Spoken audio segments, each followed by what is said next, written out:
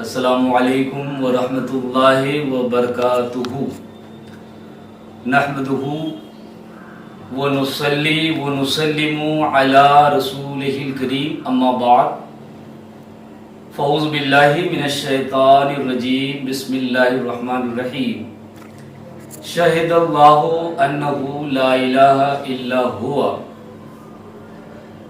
صدق اللہ العظیم وصدق النبی الکریم وقال اللہ عز وجل فی محکم تنزیلی اعوذ باللہ من الشیطان الرجیم ان اللہ وملائکتہ یصلون علی النبی یا ایھا الذین آمنوا صلوا علیہ وسلموا تسلیما اللہم صلی وسلم وبارک علی محمد کما تحب وترضى بأن تصلی علیہ وعلی آلہ واصحابہ اجمعین۔ حضرات گرامی،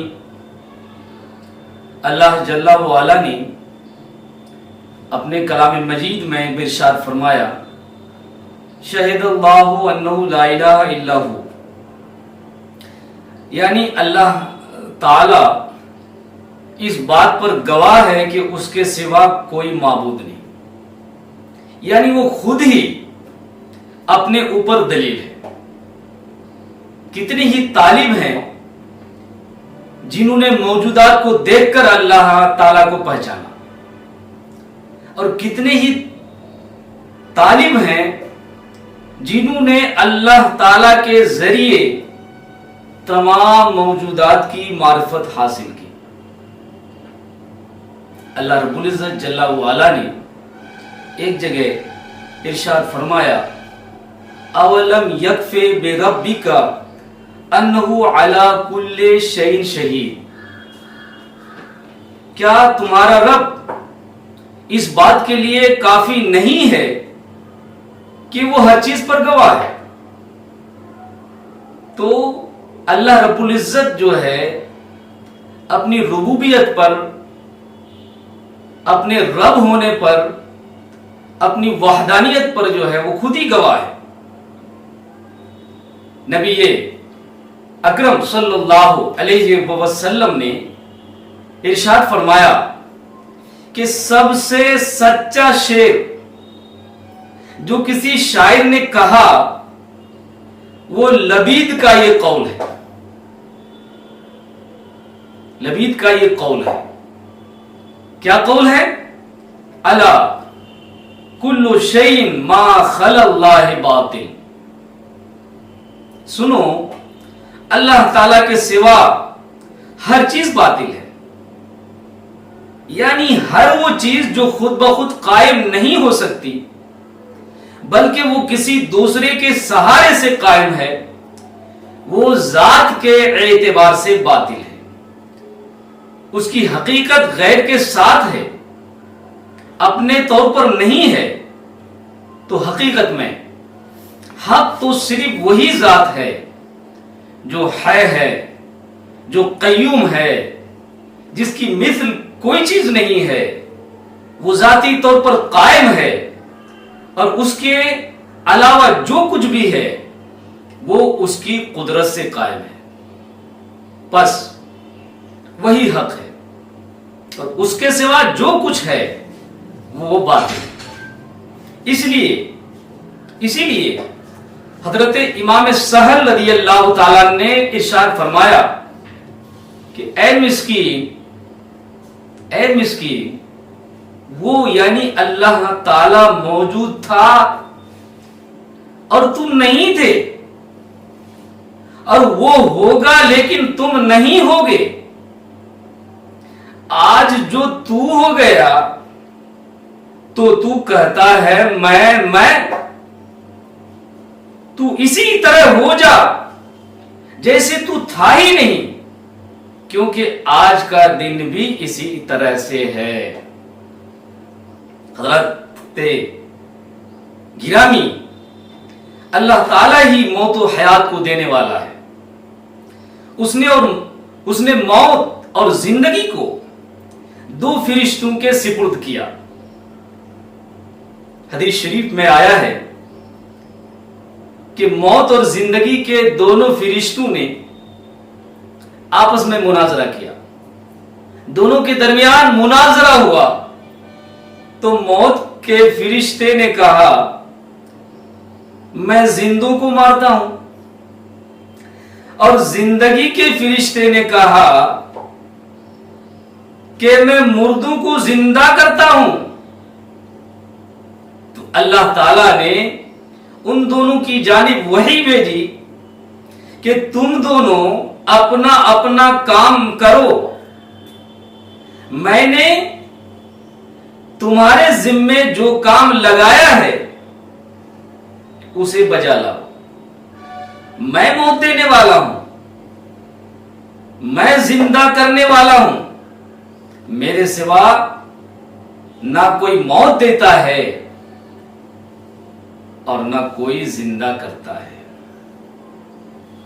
ایک شخص کو نبی اکرم صلی اللہ تعالی علیہ وسلم نے کھجور عنایت فرمائی تو ارشاد فرمایا خذھا لو لم تأتها لأتتکا، اے شخص اسے لے لو، اگر تم اس کے پاس نہ آتے تو یہ خود تمہارے پاس آتے۔ تو دیکھیں آپ حضرات کہ نبی اکرم صلی اللہ تعالی علیہ وسلم نے آنے کی نسبت جو ہے اس شخص اور کھجور دونوں جانب فرمائی۔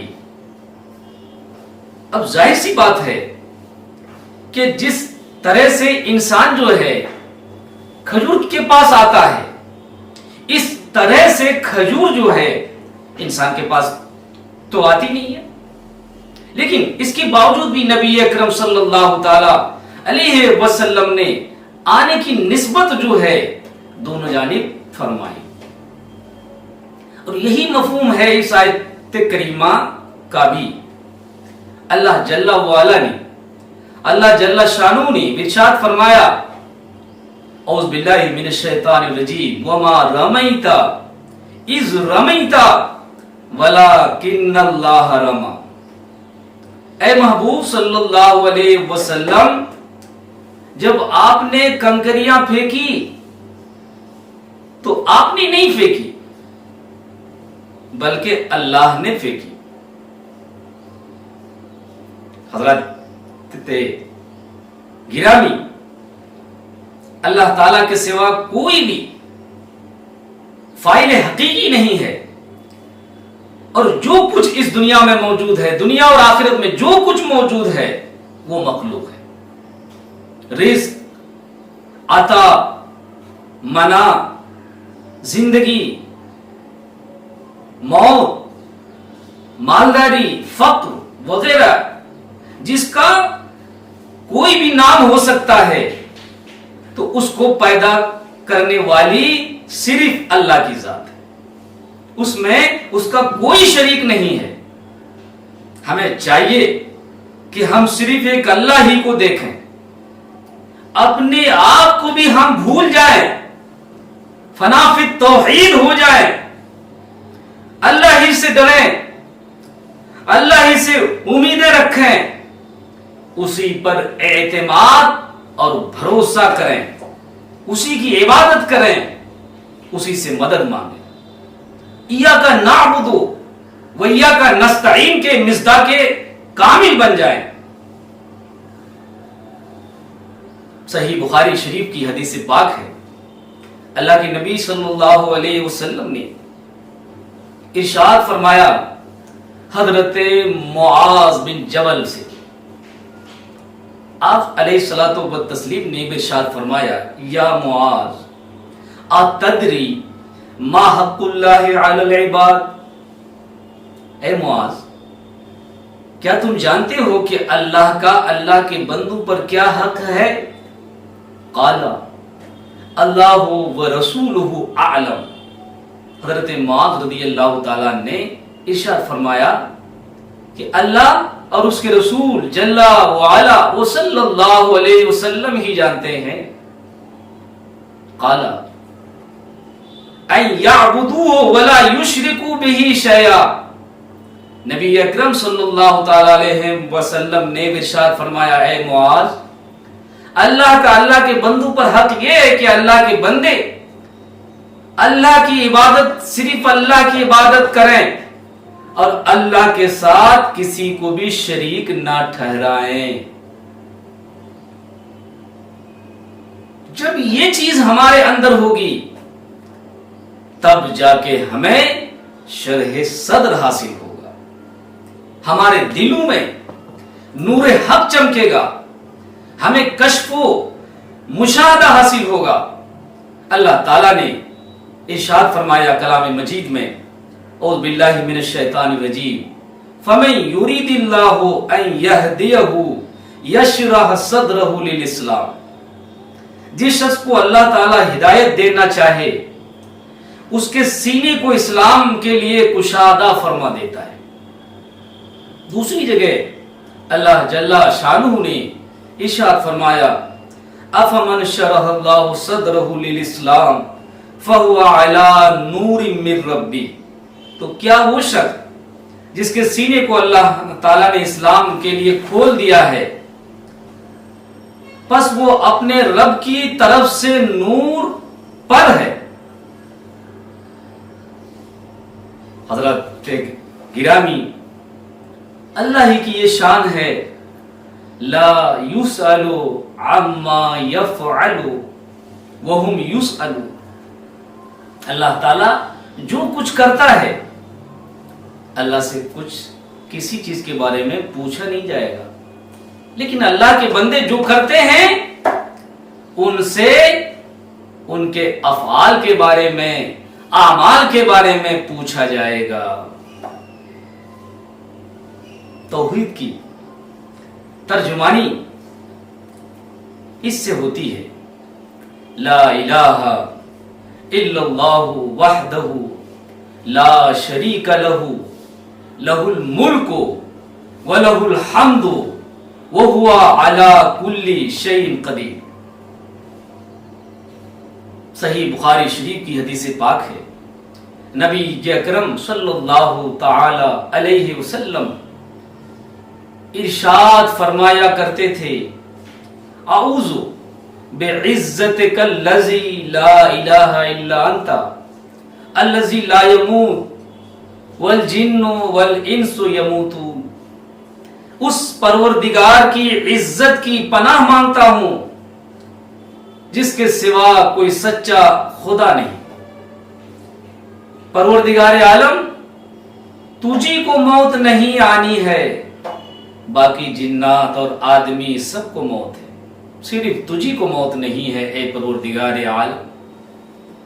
حضرات گرامی، توحید ایک وسیع سمندر ہے جس کا کوئی کنارہ نہیں ہے، جس کی کوئی گہرائی اور گہرائی نہیں ہے۔ ارشاد باری تعالی ہے، اللہ تعالیٰ اپنے کلام مجید میں ارشاد فرماتا ہے، اعوذ باللہ من الشیطان الرجیم، قل لو کان البحر مدادا لکلمات ربی لنفد البحر قبل ان تنفد کلمات ربی ولو جئنا بمثلہ مددا۔ اے نبی، اے محبوب صلی اللہ علیہ وسلم، آپ فرما دیجئے اگر سمندر میرے رب کے کلمات کو لکھنے کے لیے سیاہی ہوں تو سمندر کی سیاہی ختم ہو جائے گی، لیکن میرے رب کے کلمات ختم نہ ہوں گے، اگرچہ ہم اس کی مدد کے لیے اس کی مثل سیاہی لے آئے۔ نبی اکرم صلی اللہ علیہ وسلم نے دربار خدا میں صرف اتنا کہا ہے، سبحانک لا احصی ثناء علیک انت کما اثنیت علی نفسک، یا اللہ تو پاک ہے، میں تیری ثنا بیان نہیں کر سکتا، تو اسی طرح ہے جیسے تو نے خود اپنی ثنا بیان فرمائی۔ اور اس امت کے سید الاکابرین، افضل البشر بعد الانبیاء بالتحقیق، حضرت سیدنا ابو بکر صدیق رضی اللہ تعالیٰ عنہ نے ارشاد فرمایا، العجز عن درک الادراک ادراک، اس کو پانے سے عاجز ہونا ہی اسے پانا ہے۔ مولا تعالی ہمیں سچا پکا موحد بنائے اور ہر طرح کے شرک سے، کفر سے، شرک کے شائبے سے مولا تعالی ہمیں محفوظ و مامون رکھے۔ استغفر اللہ ربی من کل ذنب واتوب الیہ، وآخر دعوانا ان الحمد للہ رب العالمین۔ السلام علیکم ورحمۃ اللہ وبرکاتہ۔